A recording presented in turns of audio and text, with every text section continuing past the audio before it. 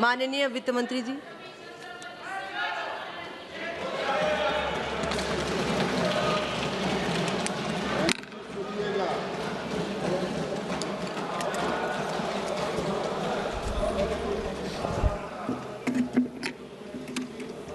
धन्यवाद madam. Budget के प्रस्ताव पर बहुत सारे मेंबर्स, ऑनरेबल मेंबर्स बात किए हैं। उन सब के हर एक विषय के ऊपर क्लैरिफिकेशन देने से पहले थोड़ा बजट के विषय पहले सामने रखना चाह रही हूँ। Sir, madam, this budget is a budget which is prepared as the first budget in the second quarter of the 21st century. इसीलिए ये बजट 2026 से लेकर के 2050 तक का बहुत सारे विषयों को इसमें जोड़ता है। Then we are also starting the new five-year cycle of the next Finance Commission, the 16th Finance Commission, which starts from 1st April 2026. And therefore, the estimates are largely on the recommendations of the Finance Commission. So I'm taking care of the next 5 years as per the recommendations. Then coming to 26-27, you're looking at 1 year's budget. So in other words, this is, as Honorable Prime Minister said before the commencement of this budget session, that this is the first budget of the second quarter of 21st century, and truly it has got many of those features in it. That is why you're looking at some of the long-term investments that we are making today, which will have bearing in the long term, whether you're talking of the biopharma Shakti, the very thing that where we are highlighting how biosimilars will be an answer to many of those life-threatening diseases. And that takes a long time to evolve. You invest today, biosimilar arrives after several years. But India should have a lead in that, and therefore even in this budget, we have provided for research in biopharma and making sure that we will be leaders in biologics and biosimilars. The same is the spirit which guided us when we said we need to have India's Semiconductor Mission 2.0, the second edition of it. And in that, I'd like to highlight that I've spent a brief mention of investing in cutting-edge areas like carbon capture. Because carbon capture is a very important means through which our 2070 net zero goal can be achieved. We have mentioned about carbon capture also. The strategy, the technology, and the ways to do it are all evolving, but even as it is evolving, we have invested in it so that we can be a leader in that. By doing these, which are somewhat leading us towards a medium and a long term, we are also continuing our push in building infrastructure. Now, it's not just roads, it's not just national highways, it's also looking at waterways so that the cost of logistics in this country can come down, and states which are very much in the hinterland, not connected to any seaport, will have the advantage of moving goods faster at a lesser cost. So we very clearly created freight corridors as part of the very exclusive land on the surface transport, but equally spending resources and planning for infrastructure through waterways, national waterways. Even as we are doing this, Madam Deputy Speaker, emphasis on labor-intensive sectors and giving them emphasis so that not just they can have more resources to improve, but even looking at legacy industries which are waiting for rejuvenation have been funded. I'll take the example of building champions out of MSMEs, particularly the medium-sized units, which do not want to grow out of the MSME category, even though they have the capacity, even though they have every strength. But even in the last budget, we expanded the definition of MSME so that even if they go beyond a certain level in their turnover, they'll still be defined as MSME. They don't lose out on their benefits. But this budget, we've taken that a bit further and very clearly announced ways in which such medium-sized industries which have potential to grow and export and also become champions in their sectors can be given further help, and I've announced several steps towards equity help, professional help, and also making sure that they will have liquidity access, and in the process of 3, even if they grow out of the turnover limit which defines them as an MSME, they will be leaders in their sectors so that they can participate in India's growth. Is this only for industries? And is it not going to concentrate, is this budget not going to concentrate on building manpower so that our youth can aspire in a particular, not going to concentrate on building manpower so that our youth can aspire in a particular sphere of activity to go with skills in his hand or her hand and achieve jobs or become entrepreneurs themselves. In this, I would like to highlight 2 major announcements that we've made, in which I have not named any states. In fact, I have openly said, for creating this big facility, states can aspire, any state can aspire, going through the PM Gati Shakti filters. If you think you have a proposition in your hand, any state can ask for one of the 5 that I've announced in terms of the allied and health service, where we want to set up medical hubs. States can aspire to be a part of it, wherein all the aspects of medical education and hospitals for treatment of patients can all be focused in one area, where nurses or any other 10 different allied health services will have their institutions through which people can learn, get themselves skilled, find jobs there itself, and that will become a medical tourism hub. So any state can qualify, and I'm sure states which have traditional strength can also be coming in for it. And this includes Ayush as well. So this is a major forward-looking proposition wherein immediately, because of the medical tourism advantage that India has, this will become a center of multi-purpose, multi-speciality allied health service center through which we can promote medical health, medical tourism.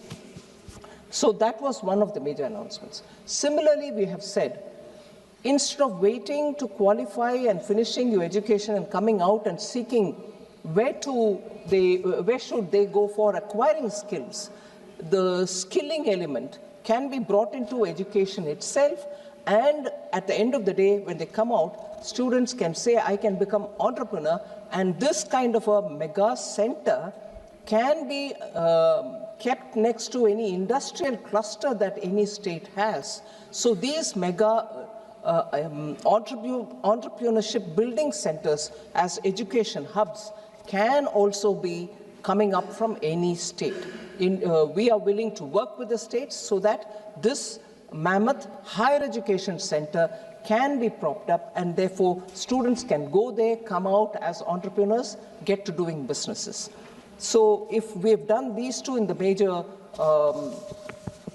education-related activity, health-related activity, we've also openly said that mega textile parks, we are willing to work with states, particularly looking at industrial textiles, looking at textiles which are going to be new age, which are now becoming a part of manufacturing in industries, whether they manufacture a car, where the safety cushion which comes in is all completely made out of industrial textiles.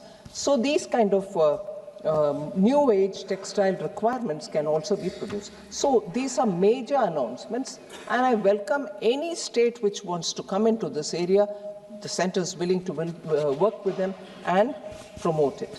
If this is all being done at the level of youth and students and larger centers where jobs and education can go together, health and education can go together, health and providing services to patients who come from different parts of the world come together. We are also placing emphasis in animal husbandry, fisheries, to make sure that in every district you get the facilities for a veterinary surgeon, veterinary hospital, testing labs, so that animal husbandry can be given that priority immediately in the rural areas. So farmers or those who are not farmers who want to get into animal husbandry can also benefit.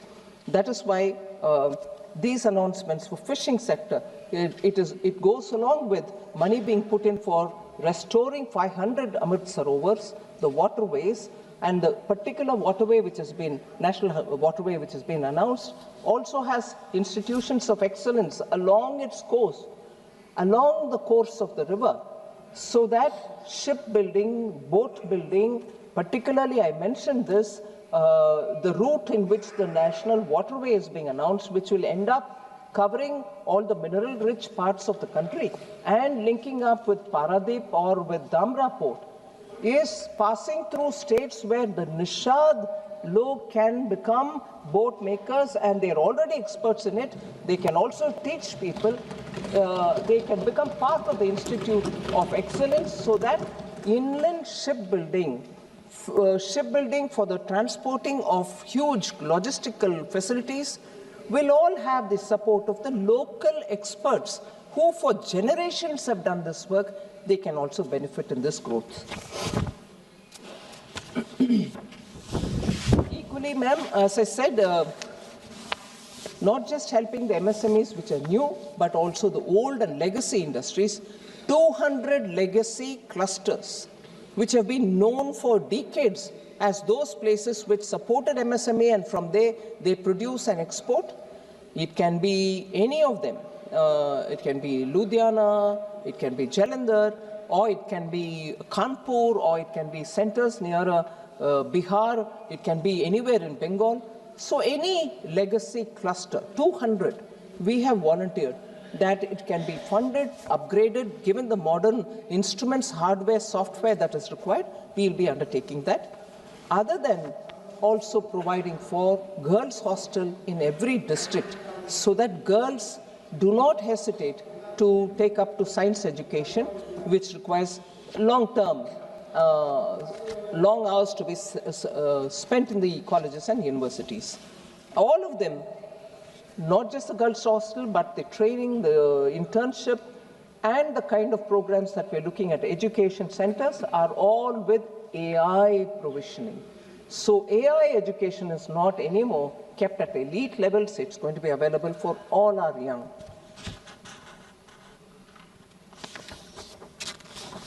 So if I very quickly move to mention the numbers, madam. Gross tax receipts are at 44.04 lakh crore in this BE. It's about 8% more than what was in BE of RE of 25-26. 3.26 lakh crores more than the RE. And if I were to look at the total expenditure, madam, for 26-27, it's at 53.47 lakh crores, so much more than what we receive as tax receipts. The capital expenditure is at 12.22 lakh crores, which is 3.1% of GDP, and also 11.5% higher than the RE 25-26. Of this, I'm glad to say, on the recommendation of finance ministers from the states who met me before the budget preparation, which is a normal calendar event which before every budget I meet up with the state finance ministers, on their recommendation and accepting their recommendation, capital expenditure grant that we grant, call it loan without interest for 50 years, which eventually would be equivalent to a grant, has been increased on their request to 2 lakh crores under SASCI, and that is very much for their capital expenditure. Many states have actually shown that some of the signature projects of their states have been completed over the years, since 2021 when we have been giving them SASCI, 50 years interest-free capital expenditure, money which goes to the states. So with this, the effective capital expenditure, although I said capital expenditure is 12.2 lakh crores, the effective capital expenditure, which includes the grants that I give to the states as well, is 17.1 lakh crores, which is 4.4% of the GDP, which goes only to build India in the states and everywhere else, union territories and so on. So states and union territory put together for the capital expenditure, 17.1 lakh crore is being given effectively.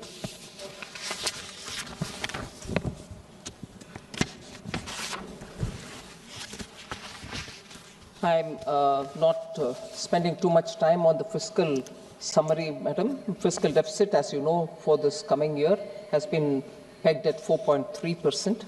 There are, of course, quite a few honorable members who said it's by restricting your expenditure that you've come to that fiscal consolidation. I'll explain it, that it is not by restricting the expenditure, but I can expand on that a bit later. The resources transferred to the states, often we are accused of not really transferring the 41% which the Finance Commission has recommended, that Government of India should give 41% of devolvable tax to the states. It's not 41%. I will assure this House through you, madam, 41% it is that we have transferred to the states. We have not reduced any states transferred devolvable tax which has to go. And that I will also bring in the details. Total resources to be transferred to the states, including the devolution of states' share in taxes and releases that are made under the centrally sponsored scheme in 26-27, the coming year, is estimated to be at 25.44 lakh crores.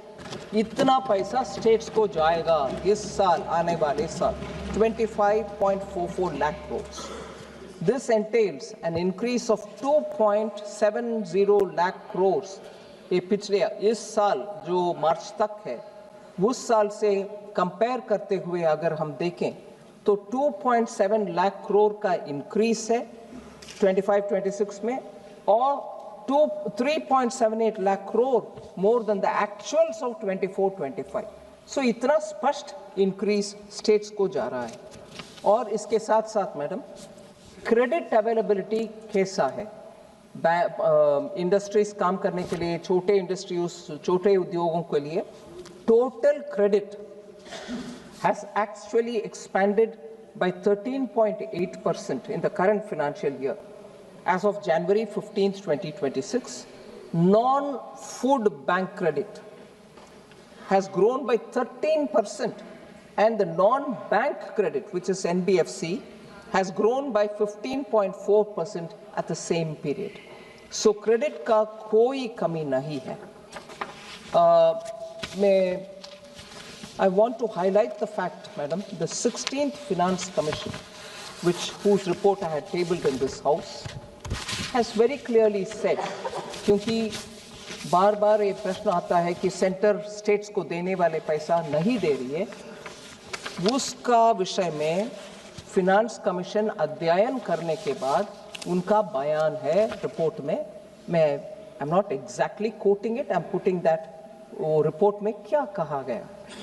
16th Finance Commission analyzed the state's share transferred by the center to the states from 2018-19 to 22-23 and concluded that in each of these years, the devolution made by the center exactly matches the recommendation of the Finance Commission.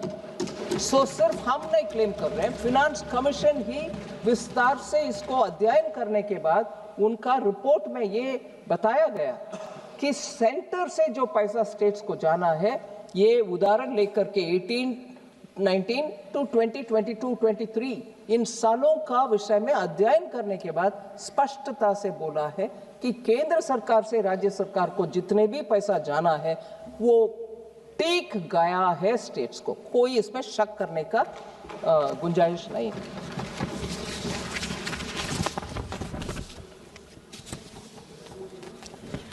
क्योंकि इस विषय में इतना स्पष्टता से मैं बात करना चाहती हूँ, थोड़ा सबको मालूम है फिर भी मैं याद दिलाना चाहती हूँ।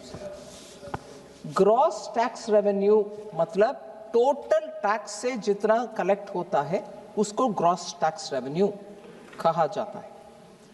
वो सेसेस भी और सरचार्जेस भी उसमें शामिल होता है, वो अलग है।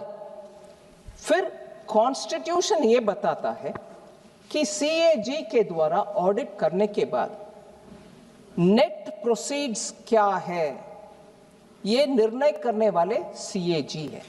नेट प्रोसीड मतलब ये ग्रॉस टैक्स रेवेन्यू जो अमाउंट है उससे सेस को हटा दो, सरचार्ज को हटा दो, उसके बाद जितनी भी है उसको डिविजिबल पूल कहते हैं, वो ही है नेट प्रोसीड। उससे हम 41% स्टेट्स को भेजा है कि नहीं भेजा है, उसका अध्ययन होना चाहिए, ना कि ग्रॉस टैक्स रेवेन्यू के ऊपर। ग्रॉस टैक्स रेवेन्यू में सेस भी है, सरचार्ज भी है। सो जब डांटना है केंद्र सरकार को, आप सेस भी कलेक्ट कर रही हो, सरचार्ज भी कलेक्ट कर रही हो, हाँ कलेक्ट कर रहे हैं, क्योंकि कॉन्स्टिट्यूशन में हमें प्रावधान है सेस कलेक्ट कर सकते हैं और सरचार्ज कलेक्ट कर सकते हैं कॉन्स्टिट्यूशन के मुताबिक। वो हटाने के बाद जो पूल रहता है उसके ऊपर आपको 41% मिलना चाहिए। वो मिल रही है कि नहीं मिल रहे, आप उसके ऊपर कैलकुलेट करो, ना कि जीटीआर के ऊपर, और उसके बाद बोलोगे कि सेस भी आप कलेक्ट कर रही हो और उससे हमें कम भी दे रही हो। No, you can't have it both ways. So I think we should be very clear। और ये Annex 4A और Annex 4B, sorry,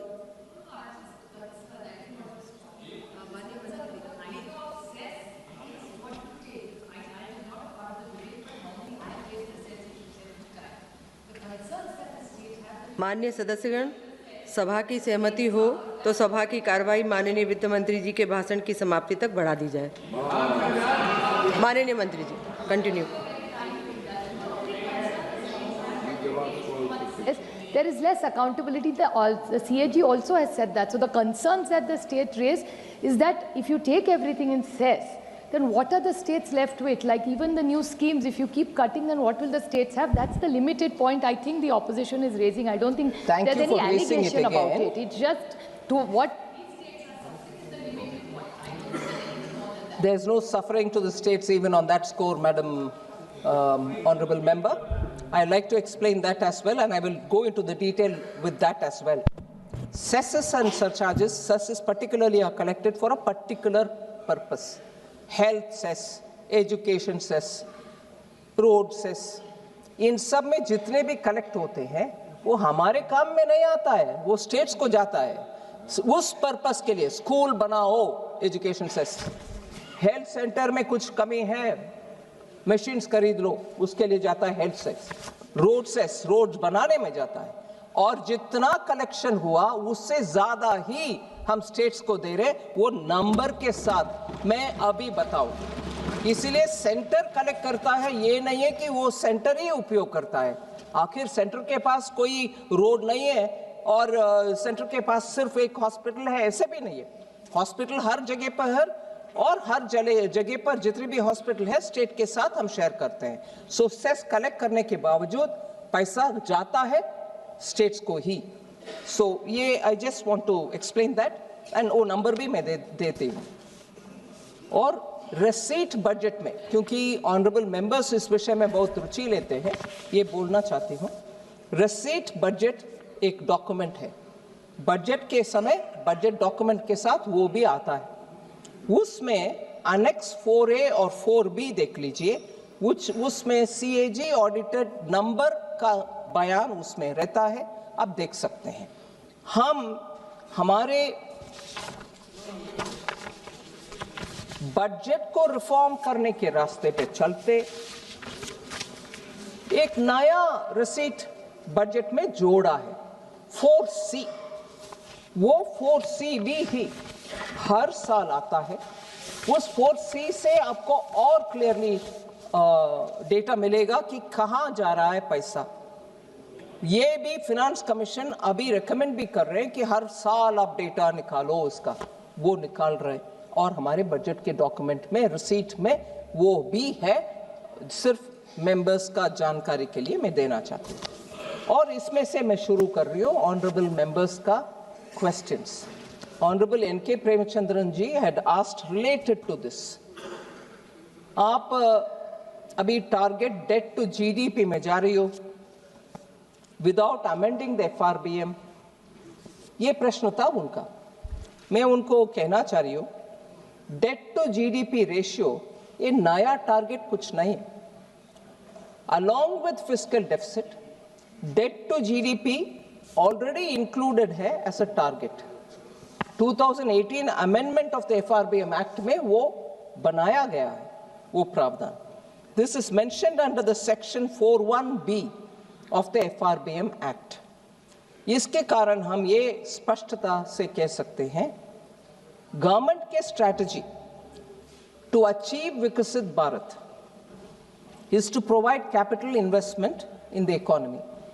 For that purpose, we have allocated effectively 17.15 lakh crore, and this will work as a force multiplier and therefore accelerate our move towards Viksit Bharat, and this will be a very important factor in achieving Viksit Bharat, not by moving this or that. We have not moved, both are available through the FRBM Act.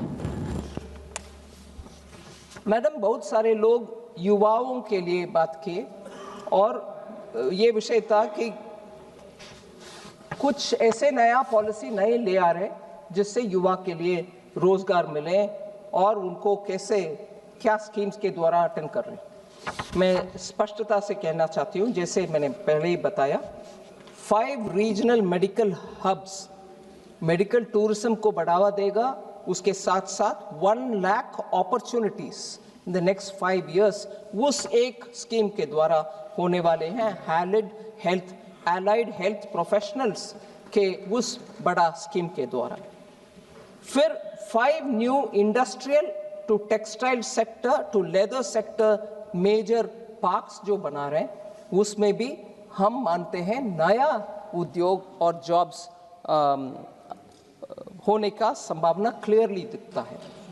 Elderly care के लिए, हमारी care ecosystem को बढ़ावा देने के लिए 1.5 lakh care givers को हम तैयार कर रहे हैं इस साल विद स्किल्स, जो कि वो wellness, yoga and assistive device operation सब कर पाएंगे। इसीलिए सीधा ये 1.5 लाख लोगों को इस साल ही अपॉर्चुनिटीज जॉब के नाते मिलेगा।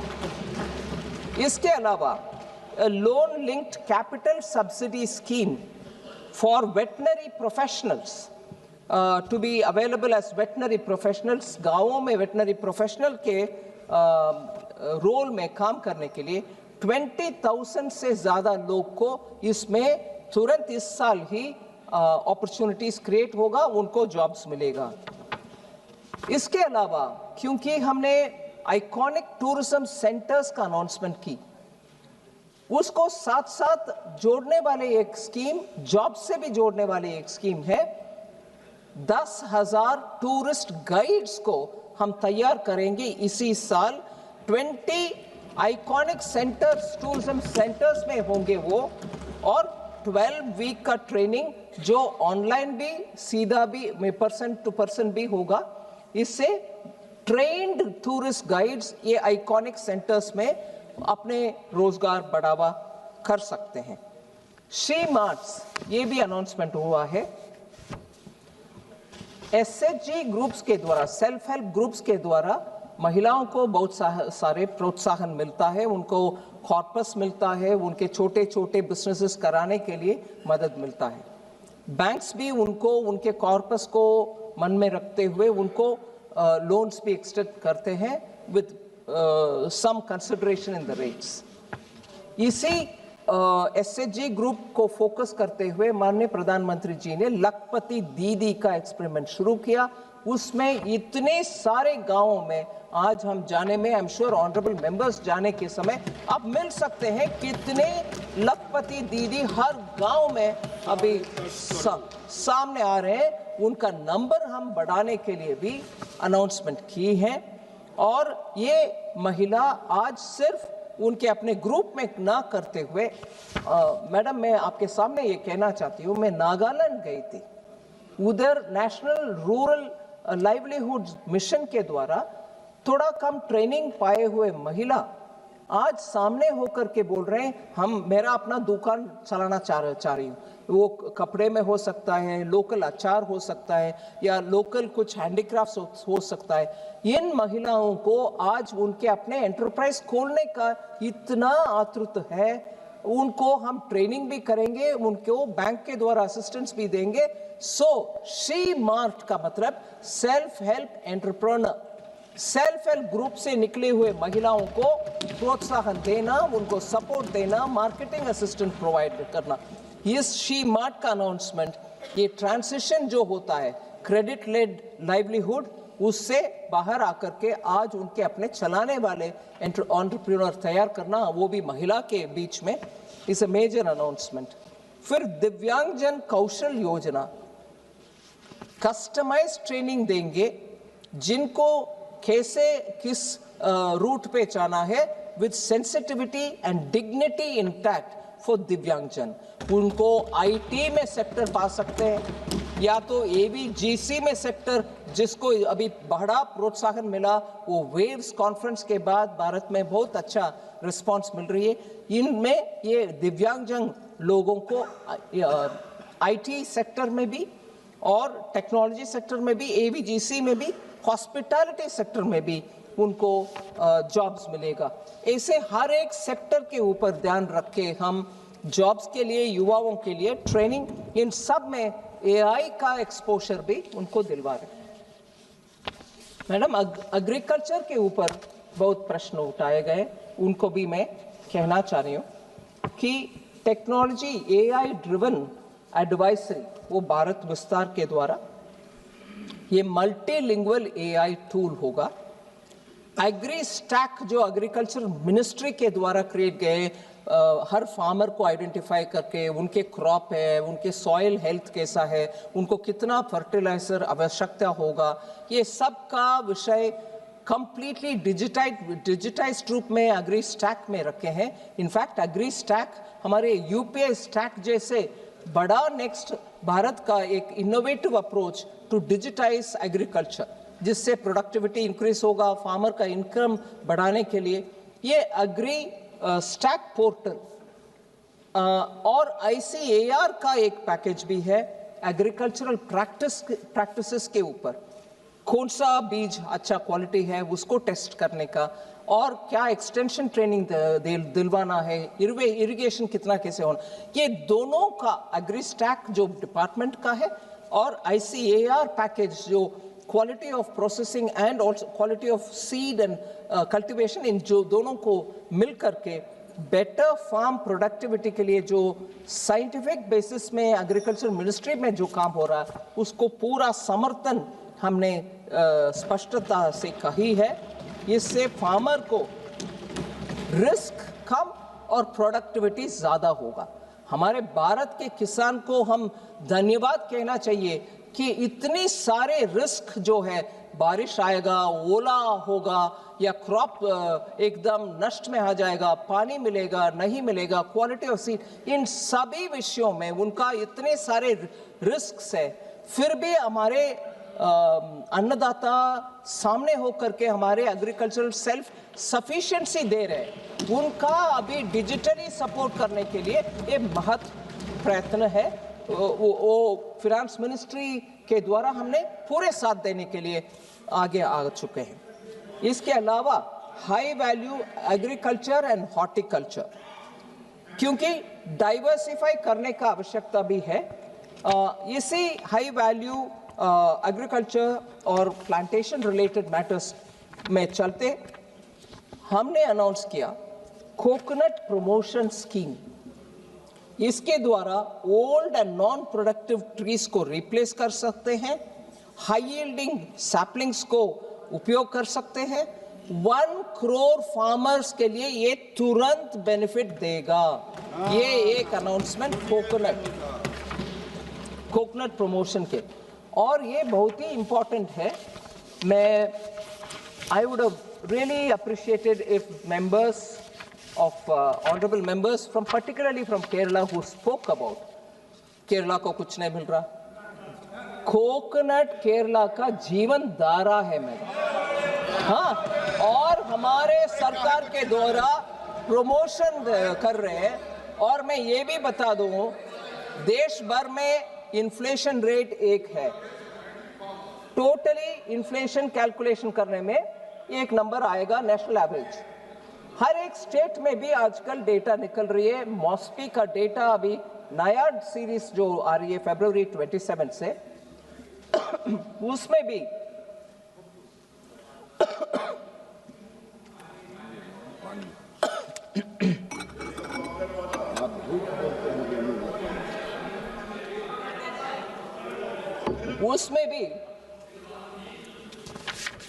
स्टेट्स का इन्फ्लेशन डेटा देते हैं।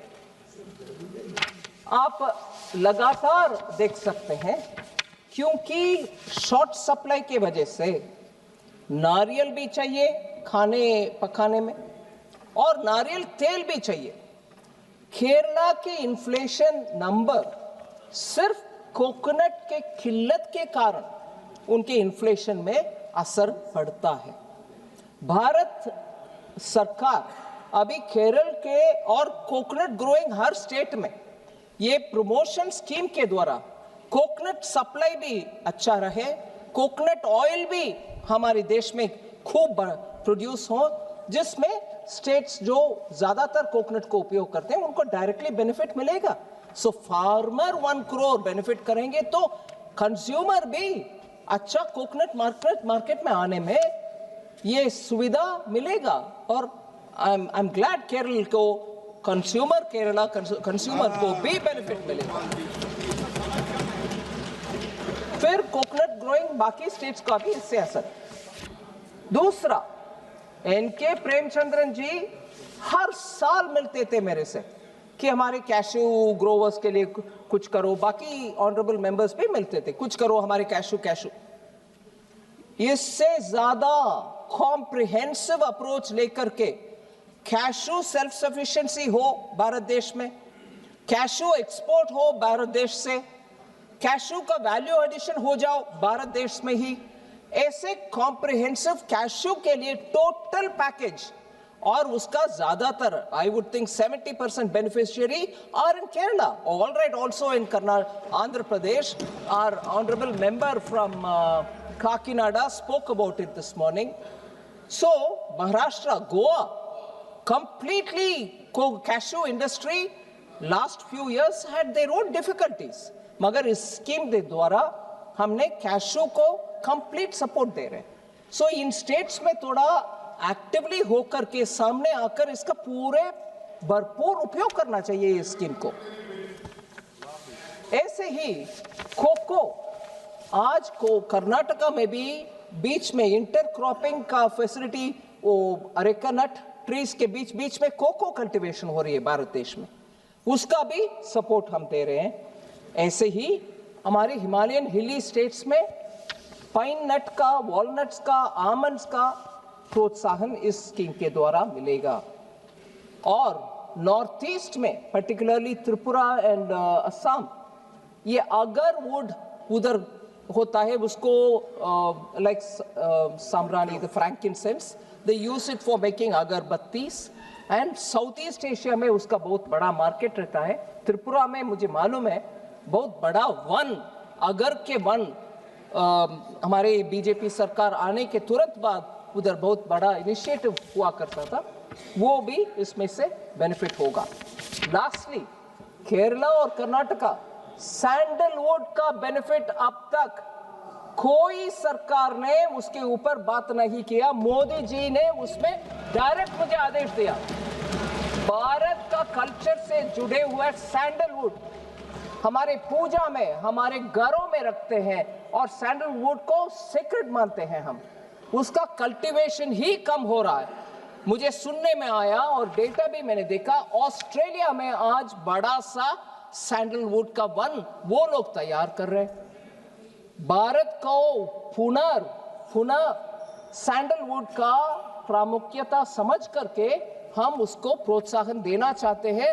I am grateful honourable prime minister came and said, you are from the south, don't you know that you are losing all the sandalwood forest. इसका अभी मुझे ये भी मालूम है, आंध्रा में नेल्लूर डिस्ट्रिक्ट में शायद एक व्यक्ति पिछले 25-30 इयर्स से सैंडलवुड कल्टीवेट कर रहा है, मगर वो घर उनका वन में नहीं है, ऑर्डिनरी लैंड में उन्होंने सैंडलवुड कल्टीवेट किया। मगर कानून ऐसे है, वो सैंडलवुड इन द फॉरेस्ट जैसे ही उसको भी हम देखते हैं, काटना नहीं है, उसको कुछ करना नहीं है, मगर बड़ा हो गया ये किसान तो उनके अपने व्यक्तिगत अनुभव के साथ उसको बढ़ाया, मगर we are not able to do anything. So कानून जब रेस्ट्रिक्टिव हो जाता है, ऐसे बड़ा जो भारत देश का संपत्ति माना जाना चाहिए, ऐसे सैंडलवुड का भी हम इस बार प्रोत्साहन दे रहे हैं। I am sure Kerala, Karnataka and states can benefit out of it. मत्स्य पालन के ऊपर 1 मिनट लेती हूं, क्योंकि बहुत सारे मेंबर्स उसके ऊपर भी बात किए।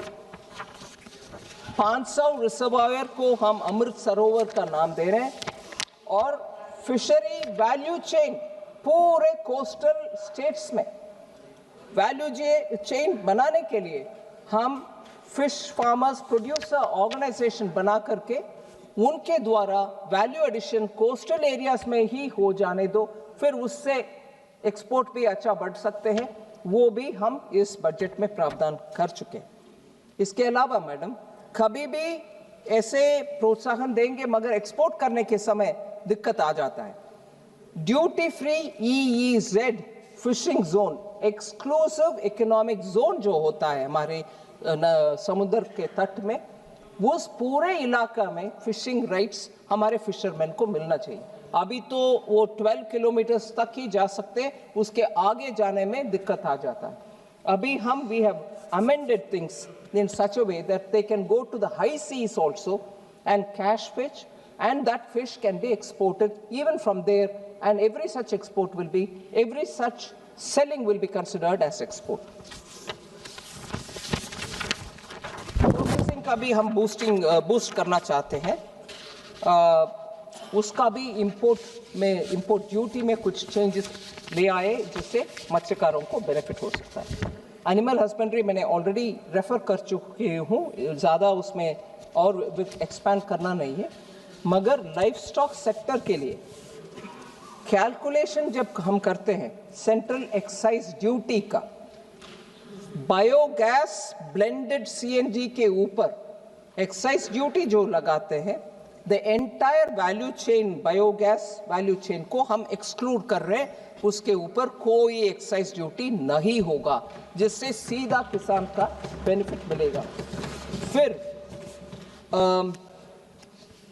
कोऑपरेटिव सेक्टर में बहुत सारे फार्मर्स काम करते हैं, उसको भी इस बजट में टैक्स में राहत दिलाए हैं, क्योंकि वो कैटल फीड उत्पादन करके उनके अपने कोऑपरेटिव सोसाइटी में देते हैं, उसके ऊपर कोई टैक्स नहीं लगेगा। ऐसे ही नेशनल फाइबर स्कीम, जिसमें सिल्क, वूल और जूट का भी हम प्रावधान दे रहे हैं, छोटे छोटे लघु उद्योग काम करते हैं उसमें। ऐसे ही आयुर्वेदा एक्सपोर्ट्स का भी फार्मर्स जो ऐसे हर्ब्स को, जड़ी बूटियों को उत्पादन करते हैं, उनके फील्ड में उगाते हैं, उनको भी लैब सेटअप करके क्वालिटी मेडिसिन तैयार करने के लिए कर रहे हैं। मैडम, एक विषय फार्मर के जब बात करते हैं, फार्मर के ऊपर विषय बात करते हैं, बजट एलोकेशन फॉर फर्टिलाइजर ज़्यादातर हम भूल जाते हैं। फर्टिलाइजर के लिए जो भारत में हम कुछ मात्रा में प्रोड्यूस करते हैं, मगर ज़्यादातर हम इंपोर्ट करते हैं, खर्च भारत सरकार उठाती है, और किसान को कोई कहीं कमी ना हो, और इतने भी इंपोर्ट करो मगर किसान को कमी ना हो। उसके कारण मैडम, हमारे बजटरी एलोकेशन इस बार 1.71 लाख करोड़ है इंपोर्ट ऑफ फर्टिलाइजर्स के लिए, और डिपार्टमेंट ऑफ फर्टिलाइजर ने हमारे लिए ये सेफगार्ड करने के लिए इतना एलोकेशन कर दो ऐसे डिमांड किया। हमने पूरे उसको तुरंत मंजूरी भी दे दी है, जिससे फार्मर्स को कोई शॉर्टेज ना हो। और यूरिया सब्सिडी इंटरनेशनल मार्केट का दाम के अनुसार भी कम ज्यादा होते हैं जी, मगर आखिर किसान को किल्लत नहीं होने देंगे हम। ये अमाउंट बार बार दिखाने में नहीं है। आप ये बात बताओ, कोई किल्लत हुआ कि नहीं हुआ? कोई किल्लत नहीं है, कोई किल्लत नहीं है। स्टेट गवर्नमेंट जाकर के जो होर्डिंग करके बैठ रहा या प्लाईवुड इंडस्ट्री को भेज रहा, वो एक्शन लेना चाहिए। नहीं, बिल्कुल नहीं। माननीय मंत्री प्लीज। और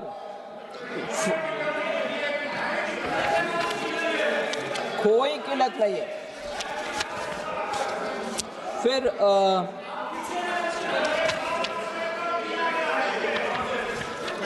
मैडम, बार बार बहुत सारे लोग मखाना बोर्ड पिछले बार आपने अनाउंस किया, क्या हो गया? अनाउंस भी किया, अमाउंट भी इंक्रीज किया, और उस मखाना बोर्ड स्कीम के लिए पिछले बार, क्योंकि उस साल ही अनाउंसमेंट हुआ, 30 करोड़ हमने प्रावधान किया बोर्ड के लिए। इस बार वो 90 करोड़ इंक्रीज हुआ है, कम नहीं हुआ। और बिहार सरकार ने जमीन भी उसके लिए एलोकेट कर चुके हैं, सो उसके ऊपर जरूर आगे बढ़ेगी काम। फिर कोई ऑनरेबल मेंबर ने हमसे पूछा कॉटन टेक्नोलॉजी मिशन और मिशन फॉर पल्सेस और mission for vegetables and fruits, क्या हो गया उसका? बहुत अनाउंसमेंट करते हो स्कीम, आखिर क्या हो रहा? ये तीनों को हमने मर्ज कर चुके हैं, और सेंट्रली स्पॉन्सर्ड स्कीम का नाम अभी कृषि उन्नति योजना। इसके तहत ये तीनों के लिए जो पैसा उनको मिलना है वो मिलेगा।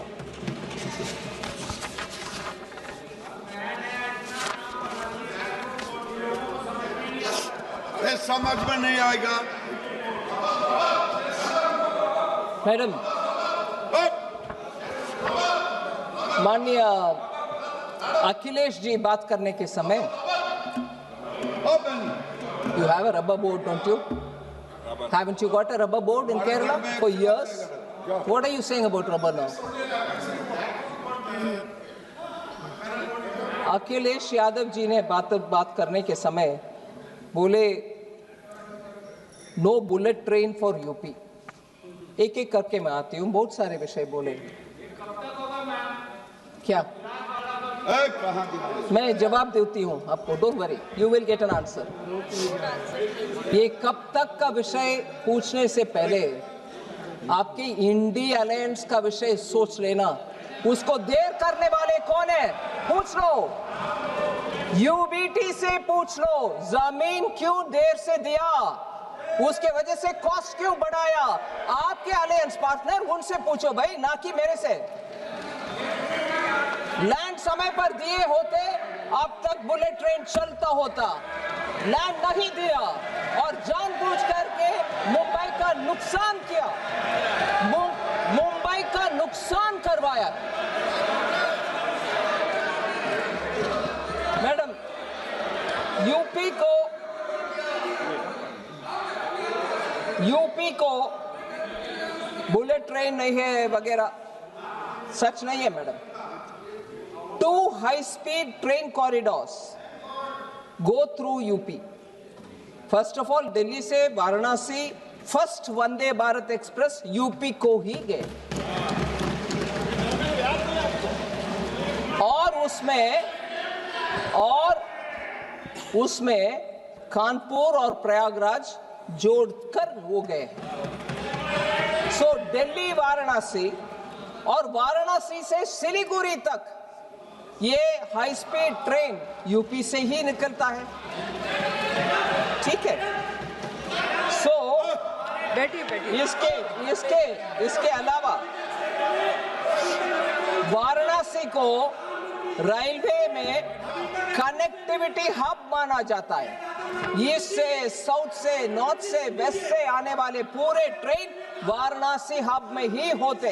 रेलवे का बड़ा सा एस्टेब्लिशमेंट वाराणसी में है, उसके कारण ये उधर जॉब्स भी मिलता, उत्तर प्रदेश का रेलवे नेटवर्क भी बढ़ रहा है और उधर से रेलवे कोचेस का मैन्युफैक्चर भी उधर से ही हो रहे हैं। रेलवे के पूरे ध्यान उत्तर प्रदेश में है सर। और बजट का विषय में बोल रही हूं, average annual railway budget 18 fold increase हुआ है उत्तर प्रदेश में। 2009 से 2014 तक 1109 करोड़ था।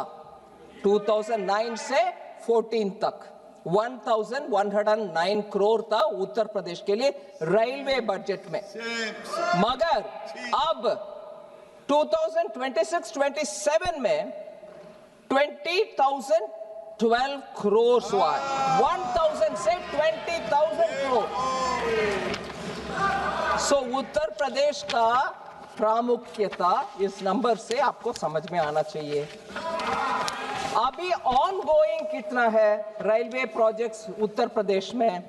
92,056 करोड़, मतलब 1,00,000 करोड़ तक जाना है। Just 40 crore come.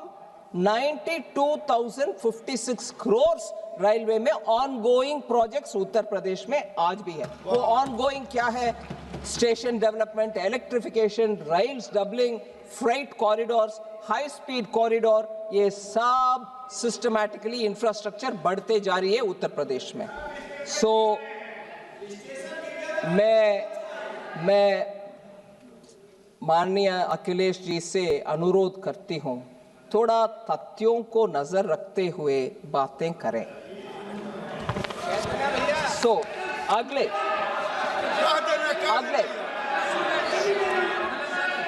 Professor Saugata Roy, West Bengal does not find a mention in the budget. बोलते हैं वेस्ट बंगाल बजट में एक बार भी मेंशन नहीं हुआ। ये डेलिबरेटली पता नहीं क्यों मिस इन्फॉर्मेशन करना चाहते हैं।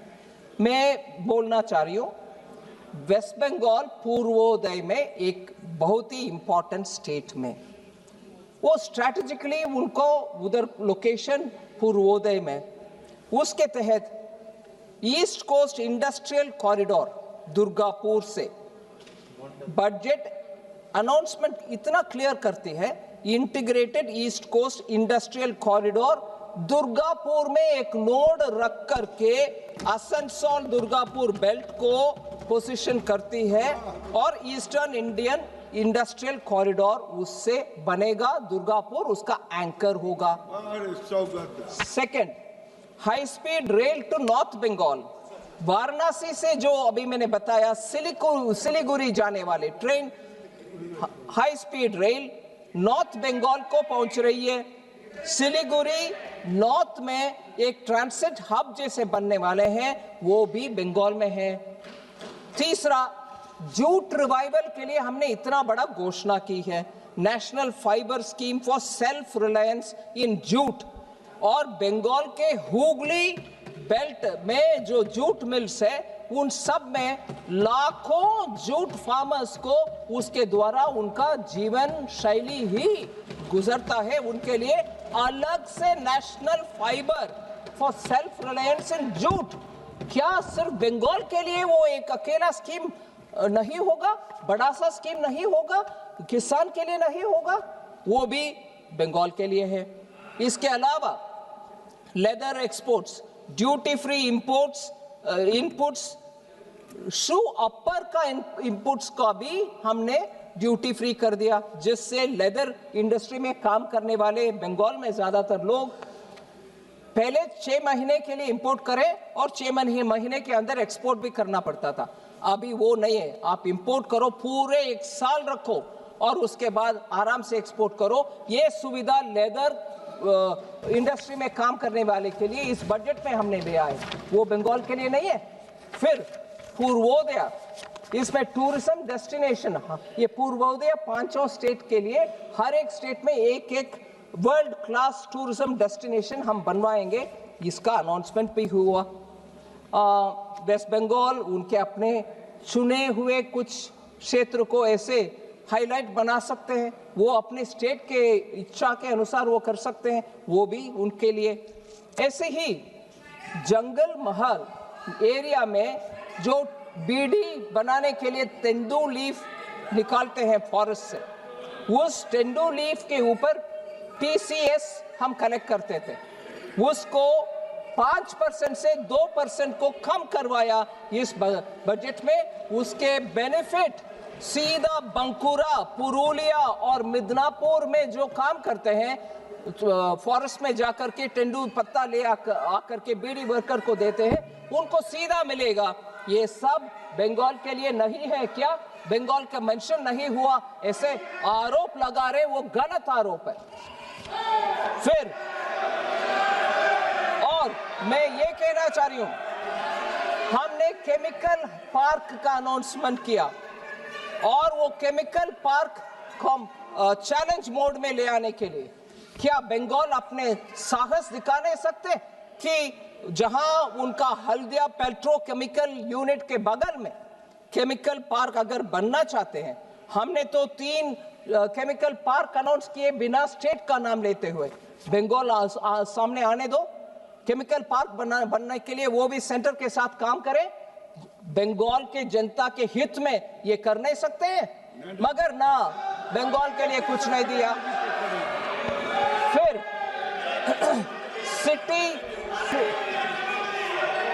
सिटी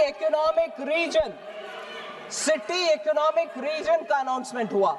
इसमें हम बोल रहे हैं, आप उदाहरण के लिए मैं बोल रही हूं, मैंने नाम नहीं लिया, कोई भी स्टेट आ सकते हैं सामने।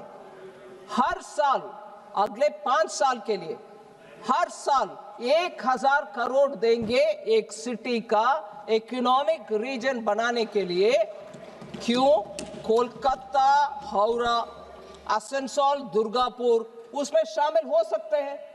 5000 करोड़ लोग 5 साल के लिए, कौन रोक रहा भाई आपको? नहीं, हम गुस्से में हर बार सुप्रीम कोर्ट तक जाएंगे, सेंट्रल गवर्नमेंट हमारे खिलाफ है और डांट खाएंगे उधर, सुप्रीम कोर्ट में डांट खाओगे, मगर एक्सेप्ट नहीं करोगे, सेंटर आपको हेल्प कर रहा है। ये सिटी इकोनॉमिक रीजन क्यों नहीं कर सकते? नहीं, हम सब हाथ में दे, फिर भी केंद्र सरकार के ऊपर डांट पड़ते होना चाहिए। ये शर्मनाक कॉन्डक्ट मुझे लगता है बार बार केंद्र सरकार के ऊपर फेडरलिज्म का लेक्चर देने वाले। बंगाल आइए, सामने आइए, इसमें प्रपोज करिए, ले लीजिए। और लास्ट में madam, national institute of design जो अहमदाबाद में है, देश में और एक नहीं है, उनका आउटपोस्ट ही है, उनका एक्सटेंशन है। नया नेशनल इंस्टीट्यूट ऑफ डिजाइन हम बनाने के लिए घोषणा कर चुके हैं, वो पूर्वोदय में होगा। इसमें भी बंगाल आ सकते हैं सामने, हमें भी दे दो, आओ ले आओ। बंगाल के हित में अगर चाहते हैं, सामने आओ, ले लो। बीजेपी आएगी बंगाल में, बीजेपी आएगी बंगाल में। मैडम, एक और विषय मैंने बहुत ही ध्यान से सुना, ऑनरेबल मेंबर अभिषेक बैनर्जी का स्पीच ध्यान से सुना।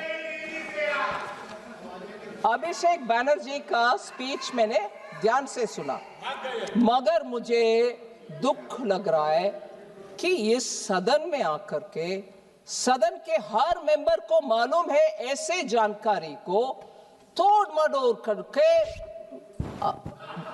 अनट्रूथ, एकदम गलत बयान। जीएसटी, अब सुन लो भैया, सुन लो, जीएसटी इतना क्या बोलते हैं, चमकदार और वेरी अट्रैक्टिव वे में वो बोलते हैं एक बंदा अगर जन्म से टैक्स पे करता है, जन्म लेते हुए ही दूध के ऊपर टैक्स है, डायपर के ऊपर टैक्स है, फिर स्कूल में जाता है नोटबुक के ऊपर टैक्स है, फिर हॉस्पिटल में जाता है उसमें टैक्स है। कहां से निकाल रहे हैं जी ये सब? मैं बोल रही हूं 2017 जब जीएसटी इंट्रोडक्शन हुआ तब से ही दूध के ऊपर टैक्स नहीं है जीएसटी। ये कहां से ले आ रहे हैं जी? इस हाउस को I don't know if it is the right word, बेवकूफ बनाने के लिए उनका भाषण है। मिल्क के ऊपर कोई टैक्स नहीं है जीएसटी, एजुकेशन के ऊपर कोई टैक्स नहीं है, जीएसटी इफेक्टिवली एग्जेम्प्ट है, जीरो है। Pre school to higher secondary education ये सब जीएसटी से मुफ्त।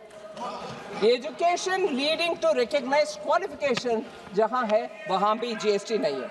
बुक्स, नोटबुक्स, टेक्स्ट बुक्स सब जीरो है जीएसटी। ये सब जुलाई 2017 से ही, ये नेक्स्ट जनरेशन जो सितंबर 2025 में आया उसमें और सुधार हुआ है। एंड देयरफॉर एसेंशियल, और ये भी पेंसिल, शार्पनर, अब इतना आई मीन मुझे लग रहा है कि how can you go on saying like this untruth. ये टीएमसी का भी जीरो आने वाला है, टीएमसी का भी जीरो आएगा, जीरो। और पेंसिल, शार्पनर, मैं स्पष्ट करने के लिए बोल रही हूं मैडम आपको, ये आप आराम से सुनिए ना, आप सुनिए madam. Pencil, sharpener, eraser, exercise book, notebooks, maps सब जीरो है। सो ये कहां से निकल कर डेटा ले आ रहे पता नहीं। हेल्थ केयर सर्विसेज सितंबर 2025 से इधर बहुत चर्चा हुआ मानसून सेशन के समय। उसके बाद हेल्थ में मैं जीएसटी काउंसिल को धन्यवाद कहना चाह रही हूं, सभी मंत्रीगण उसमें सहमत थे। जीएसटी रेट ट्रीटमेंट, डायग्नोसिस और केयर के लिए जीरो है, टोटली एग्जेम्प्ट है since 1 July 2017। Health and life insurance अभी वो भी जीरो को आ गया प्रीमियम के ऊपर। फिर पता नहीं कहां से बोल रहे हैं। फिर मुझे बहुत ही दुख लगा, और ये विषय हम सबको दुखदायक बनाने वाले विषय, और इसमें एक बार नहीं दो बार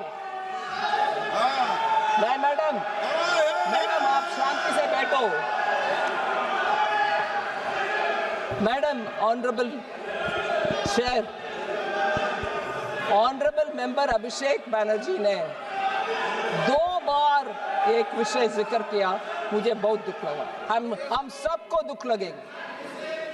आदमी मरने के बाद भी जीएसटी है, अगरबत्ती चलाना हो तो भी जीएसटी है। ये बयान उनसे मैंने सुना और मुझे बहुत दुख लग रहा। जीएसटी फ्यूनरल सर्विसेज के ऊपर कभी नहीं था, जीरो। ये कट मनी का बात कर रहे हैं, बंगाल में लेते हैं। हाँ मैडम, मुझे माननीय मेंबर गिरिराज सिंह जी का बयान अभी उचित लग रहा है। शायद बंगाल में कट मनी सिंडिकेट ले रहा होगा डेथ के ऊपर, उसके कारण वो बोल रहे हैं वो जीएसटी है। वो जीएसटी नहीं, टीएमसी का कट सिंडिकेट, टीएमसी का सिंडिकेट ले रहा है।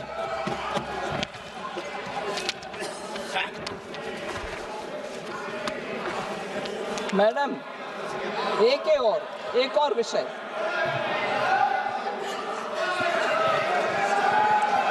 हर विषय में, don't worry, I will say that equally I will say, state government में रोड लेवीज लगाते हैं बंगाल में, और न्यू व्हीकल रजिस्ट्रेशन के समय लगाते हैं। अगर बंगाल के नागरिक के ऊपर इतना उनके मन में पीड़ा है कि जीएसटी लेके जा रहे हैं सब में, वो स्टेट लेवल टैक्स क्यों लगाना है? बंगाल के जनता के लिए मुफ्त दे दो, वो नहीं करते हैं। मगर जीएसटी से पैसा भी आना चाहिए, दोष भी लगाना चाहिए।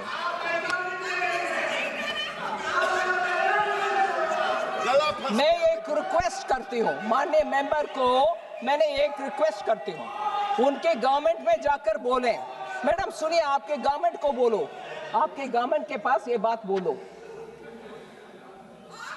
ऑनरेबल एमपी कॉमन मैन के ऊपर, सुनिए मैडम, आपके कॉमन मैन के ऊपर बंगाल में बोझ कम करना चाहते हो तो मैं बोल रही हूं, कोलकाता में पेट्रोल दिल्ली से कंपेयर करते हुए 10 रुपया क्यों ज्यादा है? आप जाके उसको कम करो ना, वो कम करो मैडम। और लास्ट में बंगाल के विषय में मैडम, मैंने जब अनाउंस किया, मैंने एक, अरे माननीय सदस्य प्लीज, ईस्ट फ्रेट मैडम, इस बजट में हमने दंकुनी का नाम लिया, दंकुनी, क्योंकि ईस्ट वेस्ट कॉरिडोर बनना चाहिए। ईस्ट वेस्ट कॉरिडोर जहां दंकुनी से सूरत को जाना है, वो हमने अनाउंस किया।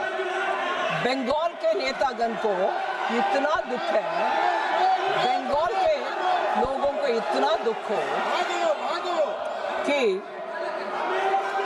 ये अनाउंसमेंट माननीय सीएम ममता बनर्जी जब रेलवे मंत्री थी उस समय ये अनाउंसमेंट हो चुका है, आप कुछ नया नहीं कर रही हो। ये अनाउंसमेंट, ये उनका शिकायत है। Dankuni to Surat east west freight corridor का अनाउंसमेंट, उसमें बंगाल के लोग बोलते हैं ये तो हमारी ममता बनर्जी रेलवे मंत्री जब थी उस समय अनाउंसमेंट हुआ है। गलत है, बिल्कुल गलत है। I have announced new dedicated freight corridor दंकुनी से सूरत।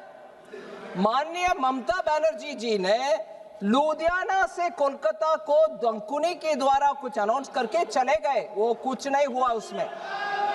मैंने अनाउंस किया दंकुनी से सूरत, वो बिल्कुल नया है, इसलिए हर विषय में श्रेय लेने का कष्ट ना करें। इसमें एक विषय में हाउस के ध्यान ले आना चाह रही हूं। माननीय प्रधानमंत्री जी, हम सबको ये बात पहले से बोल रहे हैं, 2014 से बोल रहे हैं कि हमसे पहले रेलवे का कितना भी अनाउंसमेंट हुआ, वो जो कंप्लीट नहीं हुआ उन सबको कंप्लीट पहले करो, चाहे वो कोई और पार्टी ने अनाउंस किया होगा, फिर भी कंप्लीट करो, उसके बाद हमारे अनाउंसमेंट।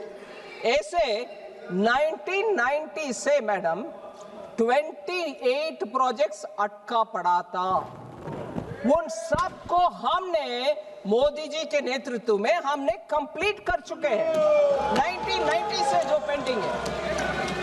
और 172 ऐसे प्रोजेक्ट्स 2000 से 2014 में घोषणा हुआ है, उन सब का काम भी अभी हम करते जा रहे हैं। सो हमने ये नहीं किया कि हमसे पहले जो भी अनाउंस किया हमें परवाह नहीं, हम हमारे काम करेंगे। No, we are completing even that which has been announced earlier.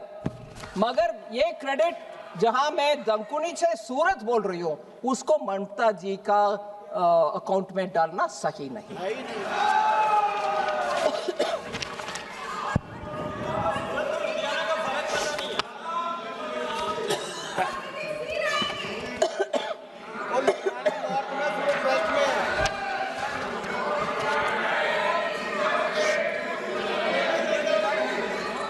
एक और बात माननीय अभिषेक बैनर्जी का विषय में, वो बोले हैं हम आई कम फ्रॉम अ भारत, करके बहुत सारे विषय बोले। मैं हर एक विषय के ऊपर नहीं कमेंट करना चाहती हूँ, मगर एक लाइन था बहुत ही सुई जैसे, like sharp needle, survival is becoming luxury, और ऐसे कुछ शब्द उपयोग किए। Survival is actually becoming a दिक्कत। मैं बोलना चाह रही हूँ मैडम, पर्टिकुलरली वो महिला, उनका कॉन्टेक्स्ट होता। अक्टूबर 2025 में MBBS स्टूडेंट ओडिशा से जो बंगाल में पढ़ रही थी, दुर्गापुर में, उनका गैंग रेप हुआ। फिर लीगल प्रोसेस के द्वारा वो झगड़ा करके फरवरी 2026 तक आई। फिर अक्टूबर 2025 में ऑनरेबल चीफ मिनिस्टर पब्लिकली बोल रहे हैं, 2025 में माननीय चीफ मिनिस्टर एक महिला होते हुए, अब सुनिए मैडम, महिला होते हुए भी माननीय चीफ मिनिस्टर बोल रहे हैं अगर महिला गर्ल हो, स्पेशली गर्ल चाइल्ड, रात्रि के समय बाहर नहीं आना। They should not be allowed to come outside the house. आपके लॉ एंड ऑर्डर को इंप्रूव नहीं कर रही हो, मगर महिला के ऊपर दोष डालते जा रही हो। और आपको he said it. कोलकाता में ही 24 he spoke at that time. Where were you at that time? Sir, if a friend rapes you, कौन क्या कर सकता है? एक बयान हमारा मेंबर ऑफ पार्लियामेंट ने बता रहे कोलकाता के रेप के ऊपर। What can be done if a friend rapes you?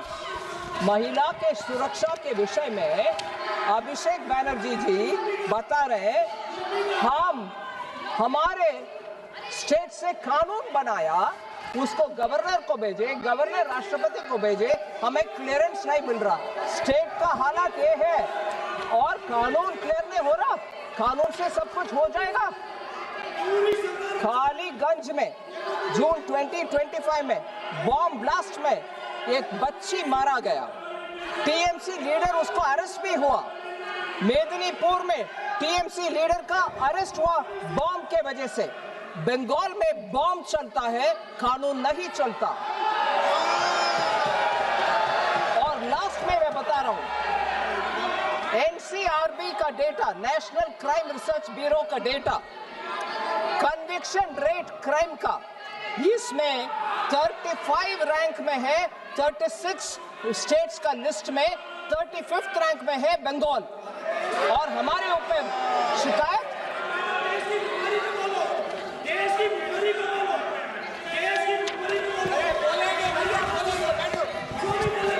मैं इससे आगे बढ़ती हूँ मैडम। बंगाल का तो थोड़ा एक आध उदाहरण दिया मैंने, और बाकी है, फिर भी मैं मूव ऑन करती हूँ। कम्युनिस्ट लोग खड़े होकर के इधर बात किए बजट के ऊपर कम्युनिस्ट लोग बात किए।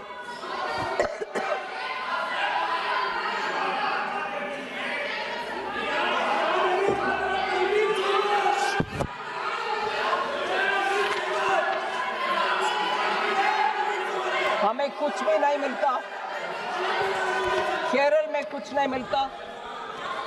कम्युनिस्ट लोग जहां भी सरकार में थे मैडम, उधर के आर्थिक व्यवस्था इतना नीचे चले जाता है, कोई इन्वेस्टमेंट जाता नहीं है उधर।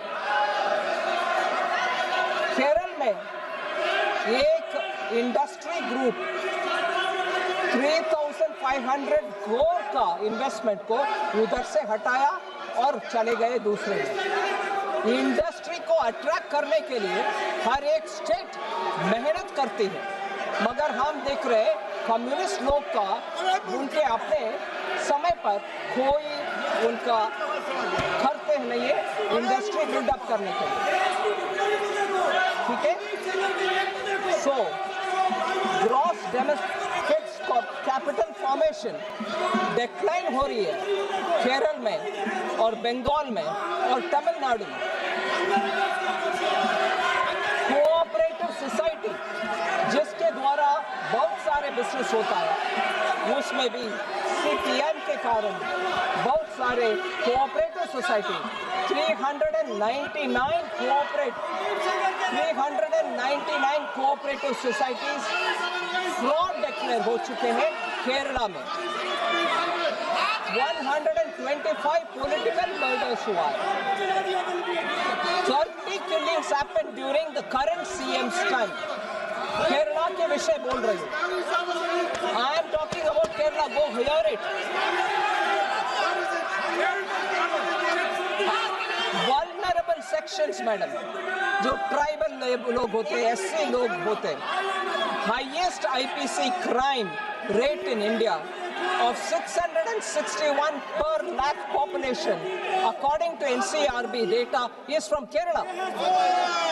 और scheduled tribes में 35.5 पर लाख पॉपुलेशन में ST लोग के ऊपर क्राइम होता है केरल में। NCRB डेटा है।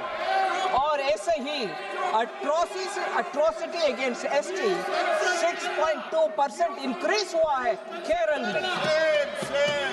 और केरला असेंबली में ही बताया गया कि SC के ऊपर 1.2% इंक्रीज हुआ। सो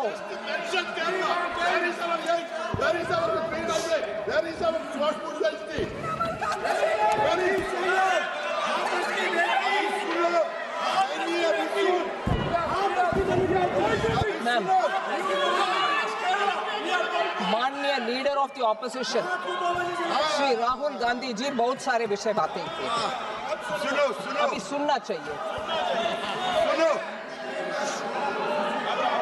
वो थोड़े जीजुत्सु मार्शल आर्ट के लैंग्वेज बताए।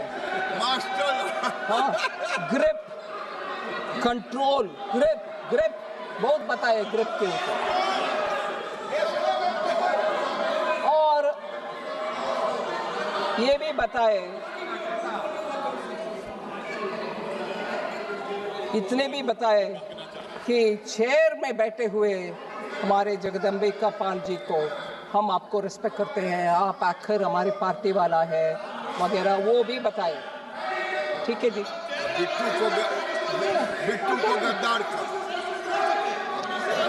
बट उन्हीं के पार्टी से बाहर आए हुए बिट्टू को ट्रेटर बताया। ये एक चेयर में बैठे हुए दोस्त है, हमारे बिट्टू ट्रेटर हो गए। सो ऐसे कहने वाले लीडर ऑफ द ऑपोजिशन बहुत सारे विषय बताए, उनको मैं जरूर एक एक पॉइंट पे जरूर आंसर करना चाहूँगा। मैं वो सही एक विषय उठाए। Please listen, I'm talking about LOP. Listen, no? Listen, you will be keen to know. नहीं, Suresh, you're not wanting to listen on LOP? Kodi Kundil Suresh, माननीय your मंत्री LOP जी, माननीय मंत्री जी, माननीय मंत्री प्लीज। AI और डेटा के ऊपर बहुत चिंता व्यक्त की कि भारत के डेटा विदेश में चली जा रहे हैं। सही नहीं है, क्योंकि हम इंसेंटिवाइज कर रहे हैं डेटा सेंटर्स को, जिससे भारत देश में डेटा रहे और भारत के युवा को जॉब्स मिले। उसके लिए हम कर रहे हैं डेटा सेंटर के लिए प्रावधान, और उसको बिना समझे ये बोल रहे डेटा आप विदेश का कंपनी को दे रही हो। हमारे यहाँ क्या होगा? हमारे यहाँ इंसेंटिवाइज कर रहे हैं इसीलिए कि डेटा सेंटर भारत में रहे, डेटा भारत में रहे और डेटा हमारे युवाओं को मैनेज करने के लिए हमारे हाथ में रहे। ये एक विषय है। दूसरा, अबोध बालक के लिए है इंडिया AI मिशन 1000 करोड़ का अलोकेशन इस बजट के इस विषय के लिए अलोकेट किए हैं, और हमारे इंडियन कस्टमर्स का सर्विस अच्छा हो, क्लाउड विदेश से आने में हमारे डेटा हमारे साथ हमारे कस्टमर्स के लिए सर्विस में आना चाहिए, इसलिए हमने वो एक्सटेंड किए। But that he is not, he didn't notice, he didn't read it, मगर एलिगेशन डाल दिए। Second, food security, fuel security, fertiliser security, ऐसे बयान कर रहे। अबोध बालक पर सुनो। ये विषय हमारे सांसदगण और उनके सांसदगण सब सुनना चाहिए, धैर्य से सुनना चाहिए, धैर्य से सुनना चाहिए। Go sit and hear, ma'am, please. Ma'am, I'm talking to her, okay? I'm talking. I'm replying Rahul Gandhi. Go sit and hear. माननीय मंत्री जी प्लीज। अरे केसी वेणुगोपाल जी, लीडर ऑफ द ऑपोजिशन के लिए आप चिल्लाते रहते हो, अभी जवाब दे रही हो, उनके लोगों को सुनने के लिए बोलो। अबोध बालक, अरे अबोध बालक को बुलाओ। मैडम,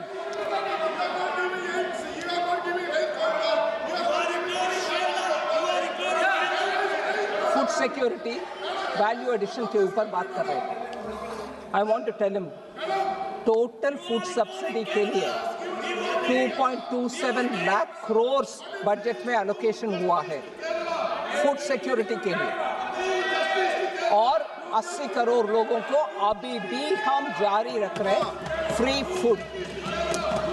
फिर मिनिस्ट्री ऑफ फूड प्रोसेसिंग के द्वारा इंडस्ट्रीज सेटअप करने के लिए बजट में 4064 करोड़ फूड प्रोसेसिंग इंडस्ट्री के लिए, PM formalisation of micro food processing enterprises के विषय में स्कीम के लिए पैसा 4000 करोड़ से ज्यादा अलोकेट हो रहे।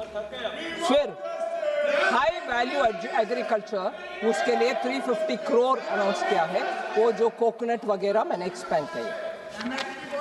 फूड इन्फ्लेशन सबसे लोअर रेट में है, जबकि यूपीए के समय फूड इन्फ्लेशन डबल डिजिट में था, 10%, 11%, अभी तो वो नीचे आकर के 2% से कम है फूड इन्फ्लेशन। फिर वो बहुत बड़ा बयान दिया, geopolitics, energy, weaponisation of finance, इन सब के ऊपर बोले कि इतने सारे चैलेंजेस है, बजट ब्लड, ये भी बोल रहे हैं कि हमारे बजट उसको एक्नॉलेज करता है, मगर बजट में इतने सारे हैं उसको पढ़ा नहीं है। क्या क्या है मैडम? इकोनॉमिक स्टेबलाइजेशन फंड जो 50,000 crore, economic stabilisation fund 50,000 crore का अनाउंसमेंट हुआ है। अनएंटिसिपेटेड, अनएक्सपेक्टेड, अगर चैलेंज होता है उस पैसा को उपयोग कर सकते।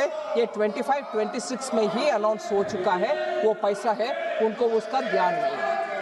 Technology security fund 9,800 crore to counter weaponisation of technology and finance हमने अलॉट कर चुके हैं, वो उसको भी उनका जानकारी नहीं है, पढ़ा नहीं है।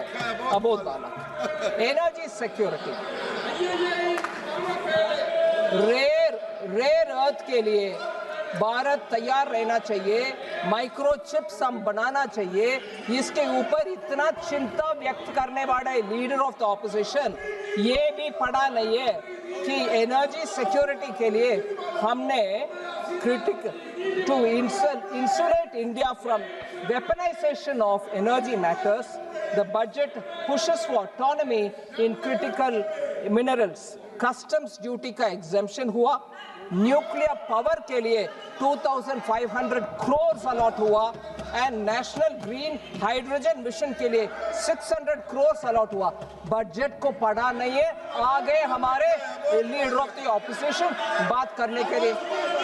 फिर बजट में ये भी कहा कि SEZ मैन्युफैक्चरिंग यूनिट्स इंपैक्ट हुआ है ये टैरिफ वगैरह के कारण, उनको डोमेस्टिक एरिया में सेल करने के लिए हमने प्रावधान किया, कस्टम्स ड्यूटी को छूट दिया, सो दैट वो यूनिट्स बच पाएंगे।